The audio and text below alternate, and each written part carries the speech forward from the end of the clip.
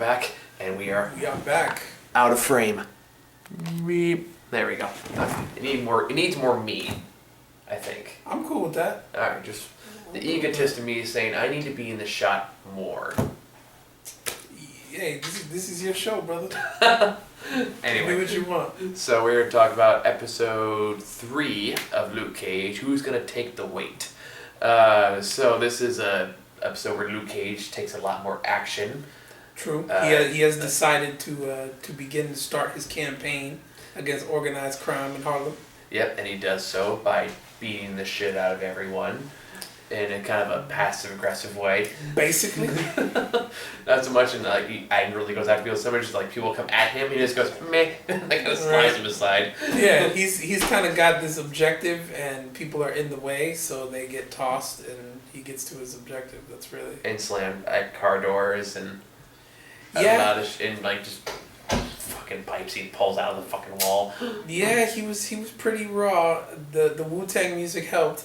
That's true. There was Wu-Tang music in this. It did help. My only gripe, but I got gripes with every movie that does this, is just the action sequences with the cutaways, man. Yeah. I'm so tired of it. It's good that we didn't go to see Jason Bourne. I mean, it looked like it was... No, I did go see Jason Bourne on my own. Was it good? You know, I was feeling it. It has more... The thing is that I need the cutaways to be craftfully done to make it still look as if they're the ones doing it. Give Matt Damon some credit. He's another one of those movies where there's the least amount of cutaways because he does do most of that shit. True. You know, but yeah, if I still like the way the fight was choreographed. I like the way they shot the fights in this episode. I'm not a fan of the cutaway. Fair enough. You know, I mean, I can see why they're doing it. They're kind of trying to disguise the fact that for most of this, they are kind of he has to miss him by like a fucking mile. As a matter, Daredevil season 2 did it too, and I got a lot of times people throwing kicks, and you can clearly tell they weren't landing. No, for sure. I know what you're talking about. And Jessica Jones did it too. Granted, Jessica Jones was not known like any other of this show really known for its fight scenes. And which is fine because it's not about the fight scenes. It's really not. It's not. I'm just. You gotta understand. I'm from the '80s, man. All right. True. Choreographed fights. The year of Street Fighter. We talking about the year of Street Fighter. I'm just saying the Street era. Fighter didn't happen until like 94, 95. Was that 94? Yeah, man. 80s, not bad. That was like Raul Julia's last film. Oh, my bad. Yeah, man. I'm talking about Bloodsport. Karate Kid. Yeah.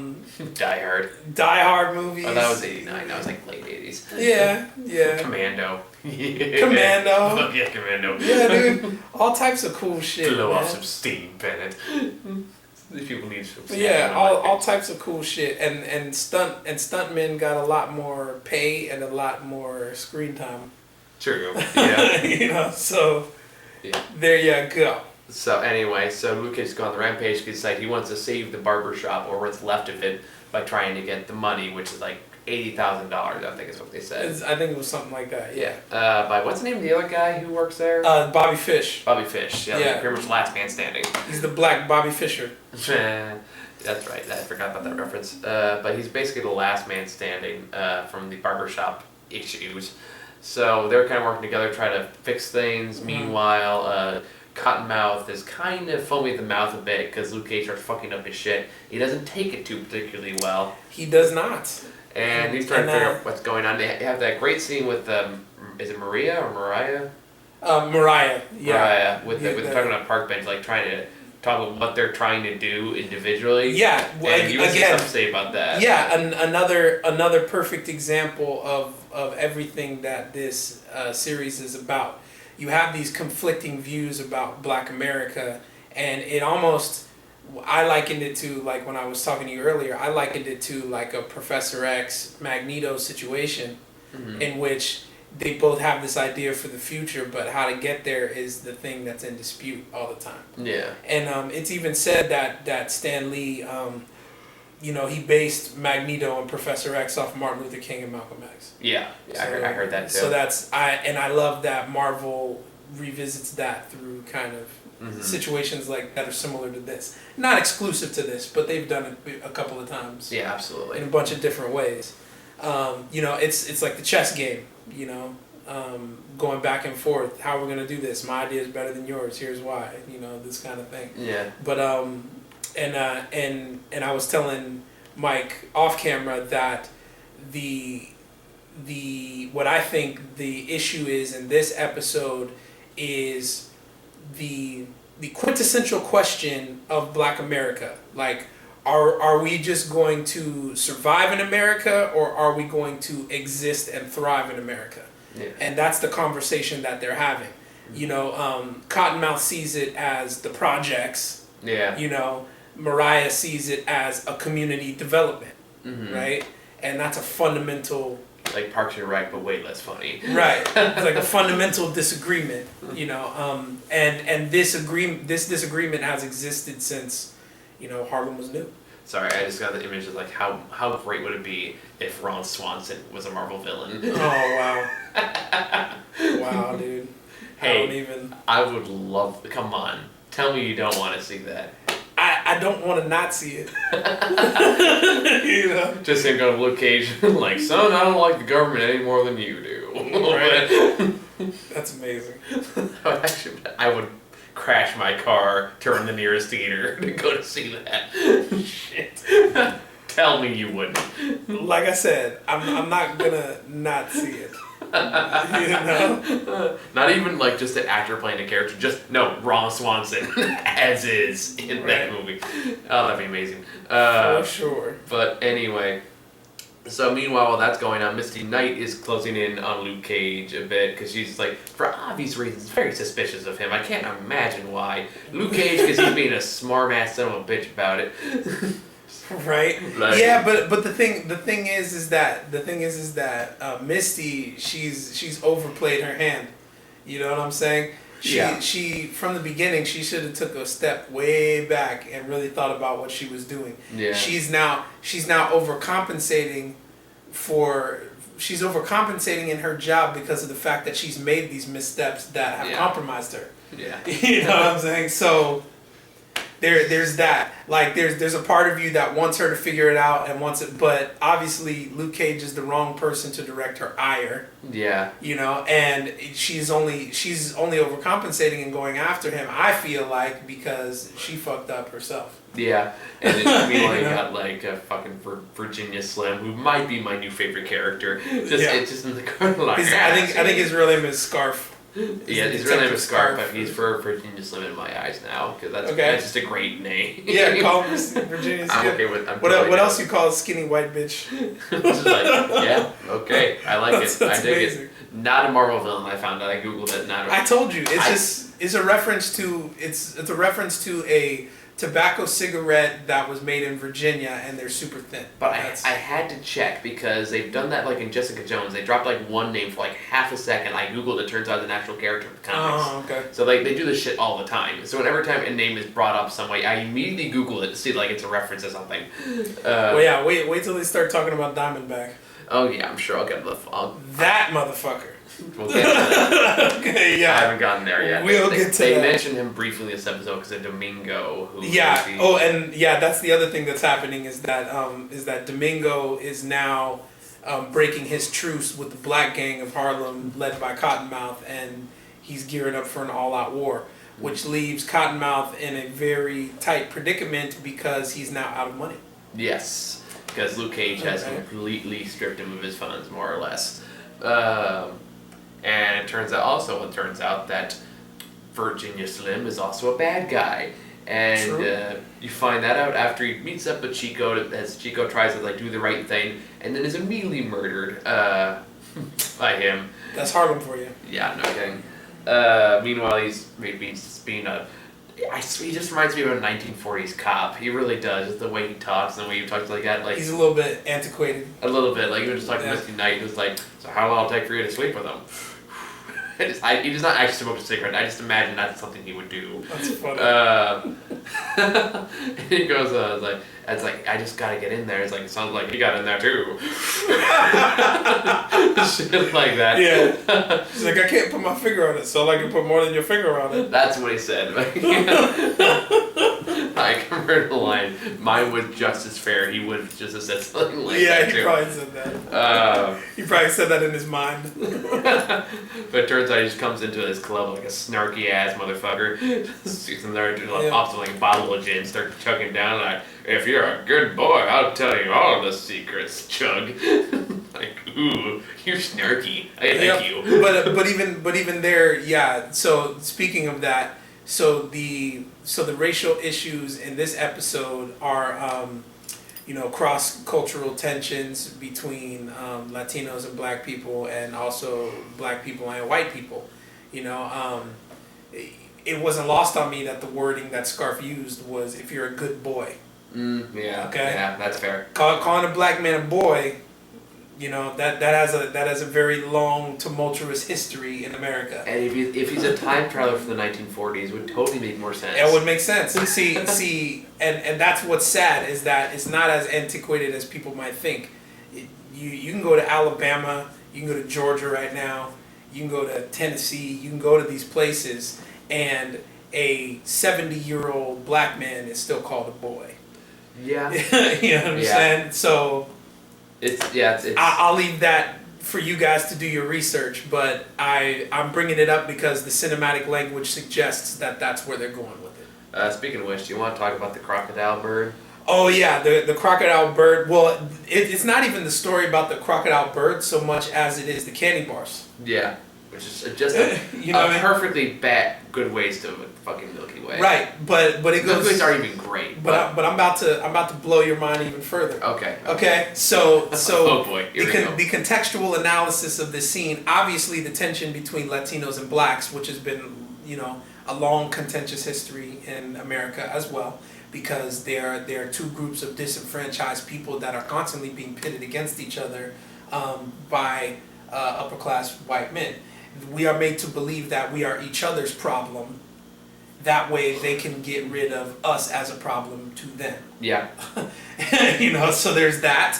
But also the fact that and this is reaching and going way deep, so follow me. Okay. So when he rips open the candy bars, he eats 2 bites of each candy bar and throws it on the ground to dirty up the club as an insult.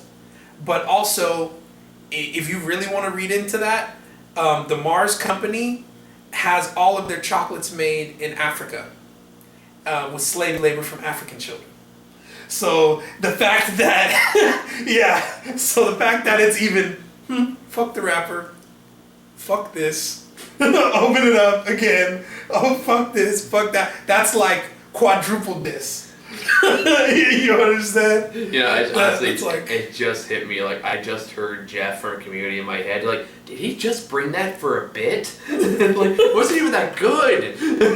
Right. Just wasting candy. Right. But yeah, the implications of the throwing down the candy are far beyond just wasting the good Milky Way. Okay. Me as a white broke dude. Right. So you got the insult to the black club, you got the insult to the black owner, you got the insult to the black gangster. You have the symbolism of the chocolate bar being a chocolate man being dropped on the floor and disregarded. Okay. Dear Lord. And you have the quadruple diss is the African children who made the candy bar for 2 cents an hour. And you just threw it on the ground Fucking deep. This is why he brings me here. It's really, like, every time you talk, you're like, oh, I'm learning shit. Why? Like, damn it. But yeah, so super deep. The contextual analysis, I could go on for days about this. I might even have to start my own YouTube channel on his channel just to go over all this shit. Go for it, dude.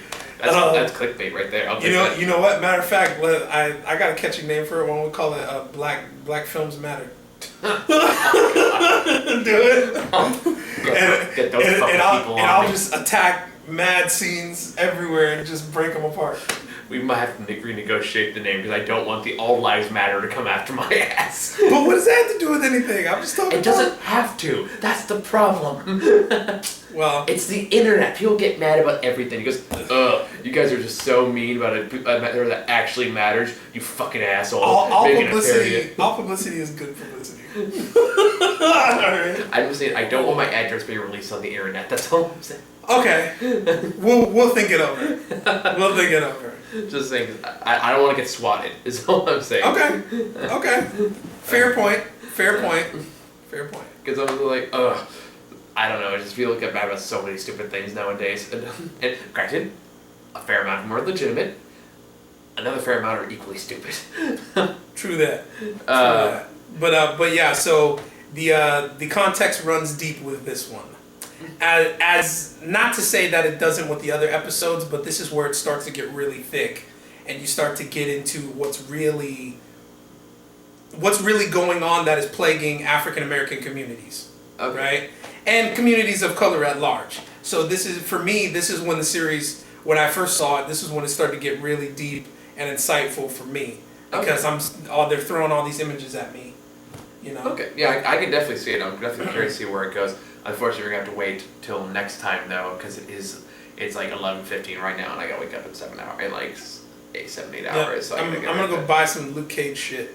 I'm gonna buy like t-shirts. You're gonna just come in wearing with like the power bands and do it. Yes. I will so do it. Just wear like come in wearing like just a tight as hell white t-shirt. Oh hell yeah! No, not the yellow fucking. I'll do the '70s one with the collar. Okay. Did you hear like what the hoodie is allegedly a reference to? Yeah, it's a Trayvon Martin thing for sure. Yeah. Yeah. I read about that earlier today. I picked up on that like right from the beginning. Yeah. You know what I mean? Well, I thought we were gonna tell us that you didn't already know it. Well, no, and also the symbolism with just the countless bullets that are being shot into his freaking hoodie. You know what I mean? Yeah. Like that's for another time.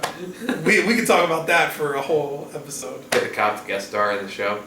He'd probably do it. He's a jackass. Yeah. That's a whole other matter entirely. But yeah, who's gonna take the weight? Luke Cage's, which is good because I can't lift that. Well, he took the weight as a metaphor. The weight was the money. The car door, dude. That's what it No, means. the weight was the money. Well, that's a heavy car door. Like you pushing weight. I know. Pushing weight, drugs, money. You mean the pipe on the wall? That was really heavy, I'm sure. This guy, he wants to take it literal on purpose as a joke. Oh, the couch. The couch is really heavy. He didn't hold it for that long though. It went out the window. Yeah, but he take the weight and he threw it out the window. He was taking it somewhere. Yep, so who's gonna carry the weight? Or is this gonna it's clear he's gonna take the weight, not carrying the weight. You don't carry a couch, you throw it out a window. Who's gonna take the weight? That's the logical conclusion. The ground is gonna take the weight from there. True. Gravity will do the lifting. Of course. That's what I'm sure that's what Sir Isaac Newton meant. Yeah. It's one day. And somewhere somewhere from an observatory somewhere, Mr. Fantastic is like, what the fuck just happened? Is that a fucking couch? The observer's like, the time has come. Yeah. He's like, Ben, did you just see a fucking couch? What the fuck happened? Spider-Man's like, I'm going back to Times Square. Oh man. Fun times. Alright, do you got anything else to add for this episode? No, I think we said it all. I think this is where the story gets deep, and then it really reveals where it's going. Because with all good character studies and good movies, the setting also plays a role as a character too. Yeah. And I think Harlem, we can definitely attest to at this point that Harlem is a character in our story. Absolutely. Absolutely. And this kind of finally establishes that. Mm-hmm. Like I would say even more so than like Hell's Kitchen so far, because it's fun. Hell's Kitchen just feels kind of like as much as I enjoy Daredevil and Jessica Jones, it does feel just a dark neighborhood. Yeah, it's a backdrop. It's a total backdrop. Harlem definitely feels like it has its own identity, it has its own personality. It doesn't feel it breathes differently. Daredevil's house feels like more of a character than Hell's Kitchen. Yes. I want that fucking apartment. I don't care if it's got a giant purple skylight right there. I want that fucking apartment. I want his apartment from the movie. His apartment for the movie is dope. Like the weird the sensory deprivation tank and all that shit. Fucking thing. Yeah, but anyway, so I'm eager to go to bed, so I think we're gonna end it there. And yeah, you and I will pick this up sometime later. Meantime, I still gotta find time to like see at least 1 or 2 movies this week. So figure that when I get there. Cool. Bye, guys.